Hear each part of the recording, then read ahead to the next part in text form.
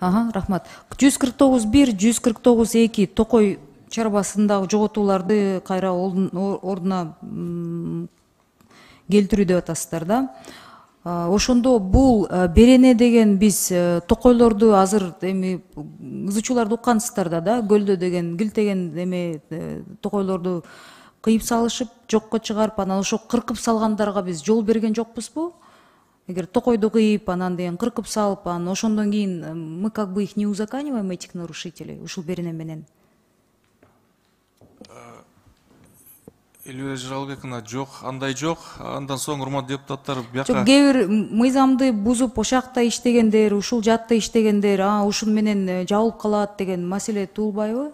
Жок, биз мыйзамдаштырылган жокпузбу биз? Жок, жок, мыйзам бузган жокпуз. Андан соң бул жерде. Жок, мыйзам бузуу эмес. Ошо мыйзамды бузгандарга биз аларды легализация кылган жокпузбу? Токойду мындан ары кыя бергиле, мамлекет эсебинен кайра тартипке ордуна алып келишет дегенге алып барбайбы бул берене? Жок, бул Токой чарба мыйзамында кандай болгон, ошо ойдон эле калды, эч кандай өзгөрүү болгон жок аяктан. Жок, сиз жагыңдан киргизип атпайсыздарбы? Жок, бул берене жок болчу да. Мына мурдакысында жок, жаңыдан киргизип атасыз. 149.1. Ошондуктан -1, -2 деп киргизип атасыздар. Бул боюнча Токой чарбасы боюнча жоготуу боюнча бизден 64 миллион 187 миллион түшкөн 9 айдын жыйынтыгы менен. Анан эгерде биякта дагы бизде кесиптештер отурат, өзүнүн кесип ишине ылайык. Эгерде мен жообум толук кандуу болбой калган болсо, ошолорго сөз берсеңиз анда. Рахмат. Токой чарбасындагы биякта барбы бирөө? Анткени бул беренени жакшылап окусаңыздар, урматтуу коллегалар, бүгүнкү күндө биздин токойлорубуз кыйылып, эми жоголбосо деле деметип кыйылып, акырындан четинен кыйылып кетип атат да. Мисалы көлдө 2-3 жыл мурда абдан чоң ызычуу болгон. Ордуна иш козголгон эмес. Мындай ошо ойдон жымжырт болуп калды да. Бул беренени жакшылап аягына чейин окусак, 149.1, 149.2 дробь биринчи пункт, экинчи пунктунда кайра эле токойлорду жоготуп албайбызбы деген суроо туулуп атат да, мы их не узаканиваем случайно. Элбек Жалалбековна, азыр бизде башкармалыктын жетекчилиги ушул каржы министрлигинен жооп берип койсунчу. Бул Токой фондунда иштеген түшүнгөн кишилер да, туурабы? Элбек Жалалбековна, саламатсыздарбы депутаттар. Асанбаев Нургазы.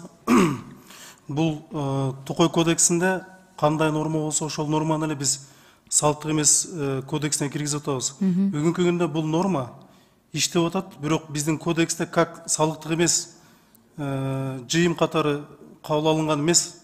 Негизинде бирок бул бюджетке түшүп атат. Сиз айткандай 64. Нургазы мырза, ошондо давайте мындай практика жүзүндө, эгер бирөө ошо токойлорду кыйып, кармалса, анан ушул жактан канча штраф төлөйт? Биз бир токой кетсе, компенсациясы канча болот? Мисалы да. Негизинен Токой чарбасынын немелери жооп берсе жакшы болмок, бирок бизде общий информация бар да, Токой чарбасында бүгүнкү күндө кандай норма иштеп атса, орчундуу маселе туулуп калышы мүмкүн деп десем, сиздер жооп бере албай жатпайсыздарбы? Эртеси күнү биз ушуну өткөрүп койсок, анан токойлорду кыйып жаткан ошакта мыйзамдаштырып салбайбызбы биз контрабандисттерди, же иштер козголбойт экен, менин билишимче да. Жок, Элмира Жалалбековна, бүгүнкү күндө Токой кодексиндеги иштеп аткан норма, ошол норма ошол бүтүн боюнча штрафы канча? Штрафын, ал ставкаларын уполномоченный орган айтса жакшы болмок. Бизде общий түшкөн 64 миллион сом акчасы эле бар да. Данияр Мекович, сураныч да, эми болгону ушул эле эки беттеги өзгөрүүлөр да, ошонун жартысы ушул Токой фонду боюнча, анан келгенде да даярданып келишпейби? Жетекчи катары жакшы эле суранасыз, өткөрүп бергиле деп. Мындай суроо берсек, азыр бизди канча жарандар угуп жатышат да, Токой фонду боюнча, мисалы конкретный суроо берип атам, штрафтарын да билишпейт экен да. Урматтуу депутаттар, негиз жо суроо бересиздер. Негизи туура айтат биздин депутатыбыз.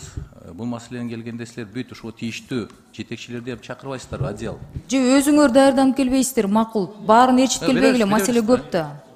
Ошо мен суроо берсем жооп бербей атышпайбы? Бул орчундуу маселе. Анда мындай кылайлы.